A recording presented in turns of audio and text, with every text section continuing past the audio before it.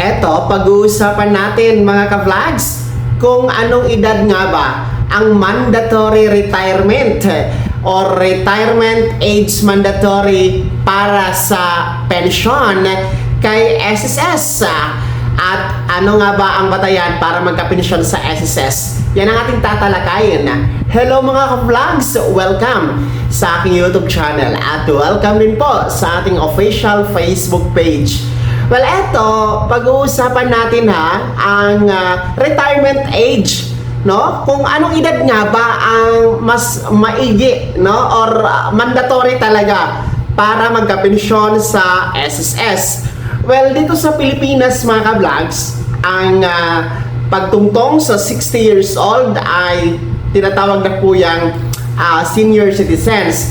At yan po ay pwede tayo mag-voluntary retirement, no? Yung 60 years old. Marami kasi ang mga nag-iisip na kapag 60 years old is mandatory retirement na yan.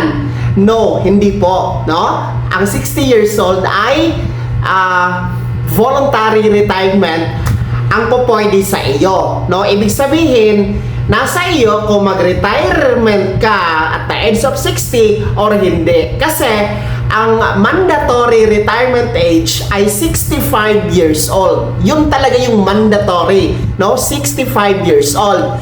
Marami kasi ang mga na tumungtong na sa 60 years old, no? Mga seniors na 60 years old na malalakas pa mga ka-vlogs, no? Able pa magtatrabaho, no?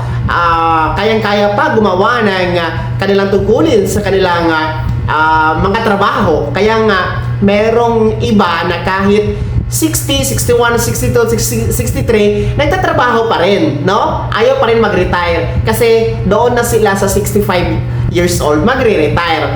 Pero kasi kapag tumungtong ka na sa 65 years old, wala ka nang magagawa. Hindi po pwede na 66 years old nagtatrabaho ka pa rin, no? Sa kumpanya o saan ka man nagtatrabaho kasi bawal na yan sa DOLE, no?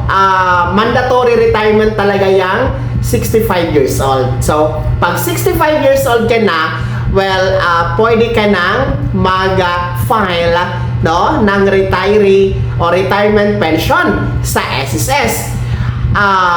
Kung umabot kasi sa 60 years old, pwede din naman, no?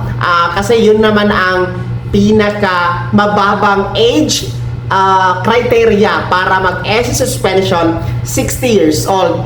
Pero kung 65 years old, nasa iyo na yon. Choice mo na yan, mga ka-vlogs, no? Pwede ka na magpensyon. Pangalawa, no? Kung nasa 60 to 65 years old ka na,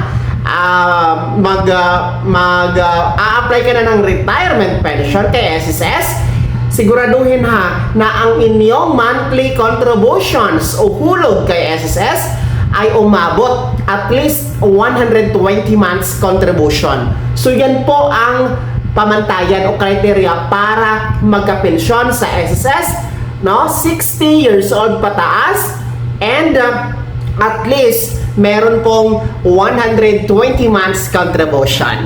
Well, paano kung ang edad mo, no, halimbawa gusto mo nang mag-retire talaga at the age of 60, no, or 65, no? Paano kung gusto mo na mag-retire kaso lang ang hulog o contribution ay hindi po umabot, no, sa criteria na at least 120 months contribution, no? Paano ang gagawin at ano ang mangyayari kapag hindi umabot sa 120 months contribution? Well, meron kang choice, no? Yung tinatawag natin na lump sum, no? Pwede kang mag-lump sum. Ibig sabihin ng lump sum, no? Kukunin mo lahat ng nahulog mo kay SSS. From the first nahulog mo hanggang pinakalas, no? I-total yan kasi magko-consolidate kayo na SSS kung magkano lahat, no? Halimbawa, a total of 200,000 pesos. Yan, ibibigay yan sa'yo. Lump sum ang tawag niyan, no? Pero kukunan lang po yan SSS ng mga fee or kunti lang naman ang bawas, no? Diyan sa lump sum na yan. Kung hindi ka umabot sa 120 months contribution. Pero kapag gusto mo talagang magka-pensyon, no? Kasi ang lump sum, wala kang pensyon, no? Take note, kinuha mo na lahat, no? Wala kang monthly pension na aasahan.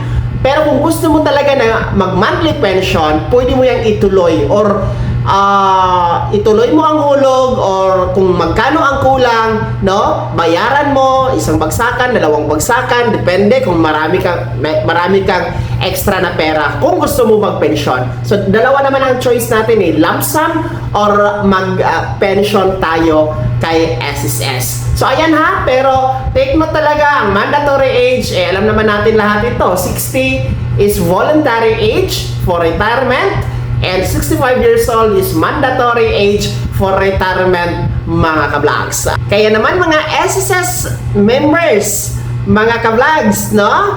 Sino sa inyo dito ang mga malapit na mag 60 years old? Sino sa inyo dito ang malapit na mag-apply ng retirement pension kay SSS? Nakapag-consolidate na ba kayo kung ilang months na yung inyong hulog kay SSS? Ibahagi niyo po sa comment section na nasa baba. Maraming salamat. God bless. Mag-ingat mga ka-vlogs.